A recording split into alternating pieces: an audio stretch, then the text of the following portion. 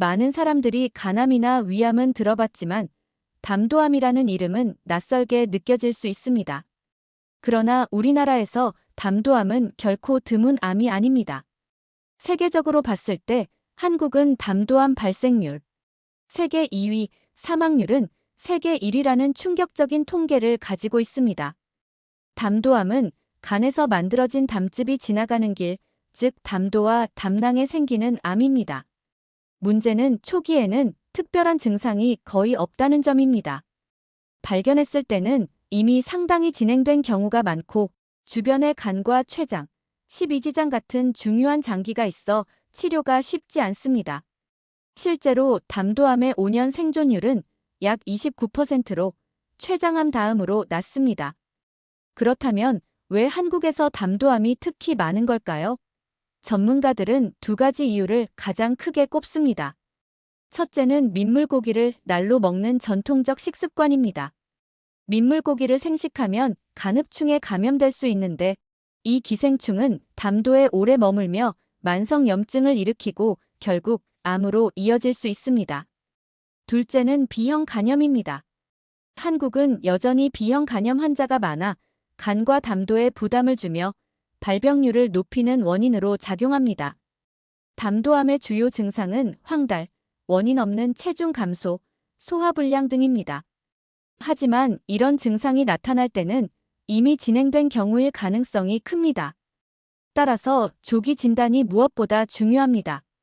담도암은 위대장 내시경처럼 직접적으로 볼 수 있는 검사가 없지만 복부 초음파와 혈액 검사, CT 촬영 등을 통해 간접적으로 발견할 수 있습니다.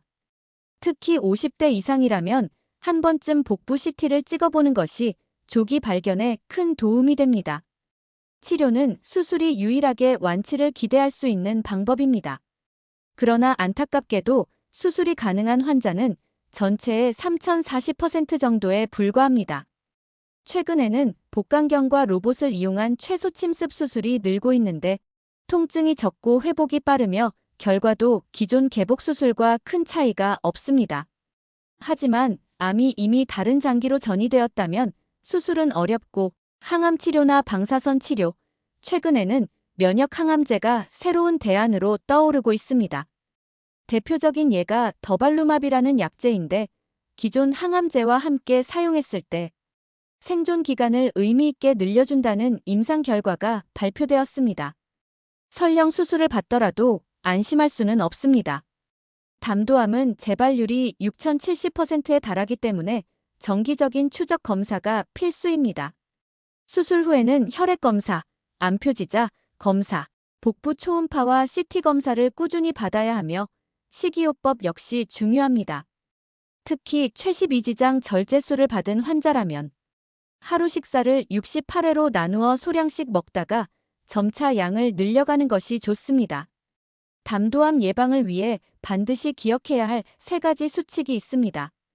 민물고기를 날로 먹지 않을 것, 간질환이나 담석증 환자는 철저히 관리할 것, 균형 잡힌 식습관과 함께 금연절 주체중 관리를 실천하는 것입니다. 특히 낚시를 즐기며 민물고기를 생식하는 어르신들이 아직 많지만 반드시 피해야 하는 습관입니다. 담도암은 무서운 암이지만 치료법은 빠르게 발전하고 있습니다. 로봇 수술 같은 최소침습 수술, 새로운 면역 항암제, 그리고 조기 진단 기술 연구가 활발히 이루어지고 있습니다. 결국 중요한 것은 예방과 조기 발견입니다. 스스로 건강을 지키기 위해 정기적인 검진과 생활습관 관리가 필요하다는 사실을 꼭 기억하시기 바랍니다.